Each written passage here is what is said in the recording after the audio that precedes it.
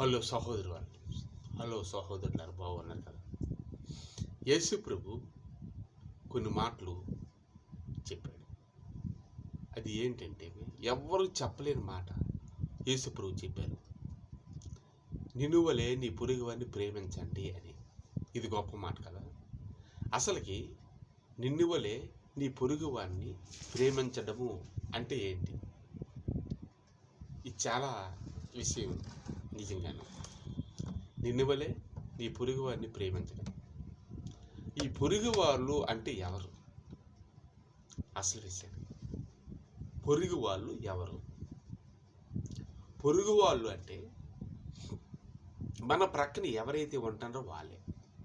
ఒక అన్నదమ్ములు అవ్వచ్చు, తమ్ముడికి ఆస్తి లేకపోవచ్చు, అన్నయ్యకి ఉండొచ్చు, పాపమాడి పిల్లలకి పెళ్లి చేసుకోలేక ఎన్నో రకాలుగా ఇబ్బంది పడవచ్చు. కానీ కొంత అపురూపంగా ఏ విధంగా వాడికి ఇచ్చి వాడిని ఒక విధంగా వీడిలాగే అంత పేరు తెచ్చుకొని వీడిలాగే వీడితో సరిసమానంగా పేరుని సంపాదించితే నిజంగా అది గొప్పది. కానీ అలా చేయరు కదా చాలామంది. అన్నయ్య బాగా ధనవంతుడైతే, తమ్ముడు పేదోడైతే చిన్న ఇల్లు అనుకోండి, ఆ ఇల్లు కొనేసి ఈడే పెద్ద బిల్డింగ్ కట్టిద్దామని అనేసుకుంటారు. ఇది స్వార్థం. వీడి మీద వీడి కుట్ర పెడతాడు. ఆ స్థలం వీడు ఎలాగైనా అమ్మేస్తాడు అనేసి ఆ స్థలంలో ముళ్ళ కంచి వేయడం, ఆ స్థలంలో ఏదో ఒకటి గలీజ్ చేయడం, అలాగే చెత్త వేయడం చేస్తాడు. ఎందుకంటే అది ఇసుకుపోయి అమ్మేస్తాడని. నిన్నువలే నీ పొరుగువారిని ప్రేమించమంటే వీళ్ళు ద్వేషిస్తారు చాలా దగ్గర. ఇప్పుడు దేశాలు కూడా ఉన్నాయి, అలాగే రాష్ట్రాలు ఉన్నాయి, ఊర్లు ఉన్నాయి. ఇది చాలా దగ్గరలో మనం అనుకున్నాం. నిన్నువలే నీ పొరుగువారిని ప్రేమించడం అనేది చాలా తక్కువ. బాగా ఎక్స్ప్లెయిన్ చేస్తాను. యేసుప్రభు అంటే నిన్నువలే నీ పొరుగువారిని ప్రేమించమంటాడు. మొదట్లో ఆదాము అవ్వ ఒకలే, ఇద్దరే. వాళ్ళ పిల్లలు కయ్యోను యోబులు, వాళ్ళు ఇద్దరు, వాళ్ళ పిల్లలు. అలాగలాగే ఈ భూమంతా విస్తరించింది. మొదట ఒక కుటుంబమే కదా, తర్వాత భూమంతా విస్తరించింది. భూమంతా ఏదోన తోట, అవన్నీ కొన్ని ప్రాంతాలు, ఇలువైన బంగారం ఏ ప్రాంతంలో దొరుకుతుంది అని అన్నీ దేవుడు చెప్పాడు. అయితే జనాలు ఎక్కువైపోయిన తర్వాత ఇది ఊరు, నా ఊరు, ఇది ఈ ఊరు, ఇది వాళ్ళ ఊరు, ఈల ఊరు అని ఊళ్ళు పంచుకున్నారు. ఇది నా ఊరు, ఇది ఊరు, ఇక్కడికి నువ్వు రాకుండా సరిహద్దులు పెట్టుకోవడం. అలాగే ఫస్ట్ ఒకటే ఊరు, అలాగే 2 ఊర్లు, 10 ఊర్లు, దేశాలు, రాష్ట్రాలు, ఊర్లు, జిల్లాలు, దేశాలు అయిపోయాయి. నేను పక్క పొలమోడు, ఈ పొలమోడికి పక్క పొలమోడికి వీడు ప్రేమించాడు అనుకోండి, అయ్యో మనం ఎలాగ పంట పండేస్తాం, వాడికి నీరు లేదు, మనం నీరు వెళ్ళేలాగా ఆడికి దారి వద్దాం, నీరు వదులుతాం అంటే వాడు మనలా హ్యాపీగా పంట పండించుకుంటారు కదా. కానీ ఎవరు ఆ నీరు ఎవరు? నిన్నువలే నీ పొరుగువారిని ప్రేమించండి. నేను బాగుండాలనుకుంటాను, నాలాగే వాడు ఉండాలని అనుకోడు. ఆ పక్కన్న స్థలానికి నీరు ఇవ్వడు. ఏ రాత్రి నేను వెళ్ళి చూసేవాడు పల్లెటూరులో, ఆ పక్క పొలం ఉంటుంది కదా, అటు చేరులో నీరు వదిలేసేవాడు. అవి నీరు పోయింది అనుకోండి రాత్రి వేళ, ఏమో నాకు తెలియదు అనేసి బొంగలు పెట్టేసేవాడు కింద నుంచి వెజ్జాన్ని. అప్పుడు వాడు ఏం చేస్తాడు, ఎప్పుడు ఈ పంట పంటలేదు, నాకు నష్టం అవుతుంది, 2-3 పంటలు 70 అయిన తర్వాత వీడికి పక్క ఉన్నోడికి అమ్మేస్తాడు.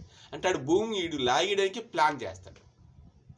అలాగే పక్క భూమి లాగేయడానికి, అలాగే పక్క ఊరు, పక్క విజయనగరం జిల్లా, శ్రీకాకుళం జిల్లా ఉంది, విశాఖపట్నంలో కొంతమంది ఉన్నారు, ఎప్పుడో వచ్చి స్థిరపడిపోయారు.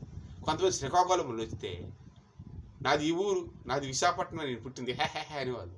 విశాఖపట్నం వైజాగ్లో వస్తే అదే శ్రీకాకుళము, ఆ మాటలకి ఎటకారం చేయడం. శ్రీకాకుళం భాష పక్క రాష్ట్రాలే, ఇలాగే బండెక్కి సాయంకాలం వెళ్ళిపోతాం, ఏమి ఉండదు, సేమ్ భాష ఏముంటుంది, కొద్దిగా తేడా ఉంటుంది.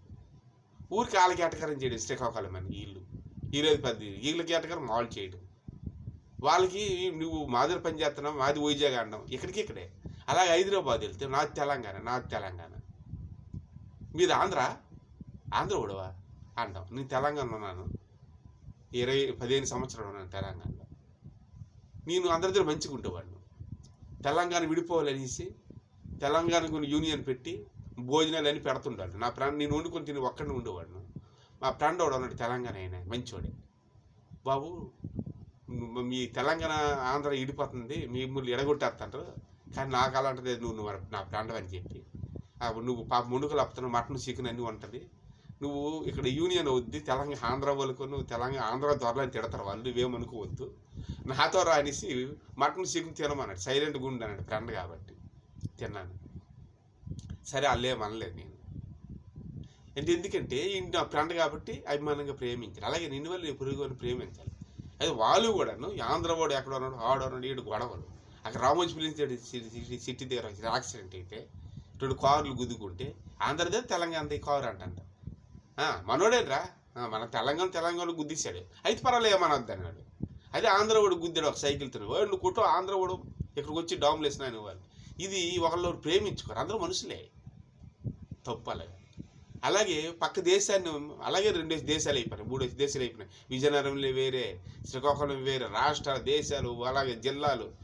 ఇది నా దేశం ఇది నా దేశం ఇది నా దేశం అని ఆడో బాంబు వీడి మీద వేస్తాడు, ఇది నా దేశం ఆడిదే నీరేడి తాడు ఈడు నీరెవడు, వాడేదైనా బంగారం పెడతావు ఈడెవడు, వాడు వీడి ఇద్దరు ఆడి మీద బాంబు వీడిదో బాంబు తుప్పు తుప్పు తుప్పు తుప్పు. ఈ సెక్యూరిటీ గురించి చచ్చిపోతారు, నాయకులు బాగానే ఉంటారు.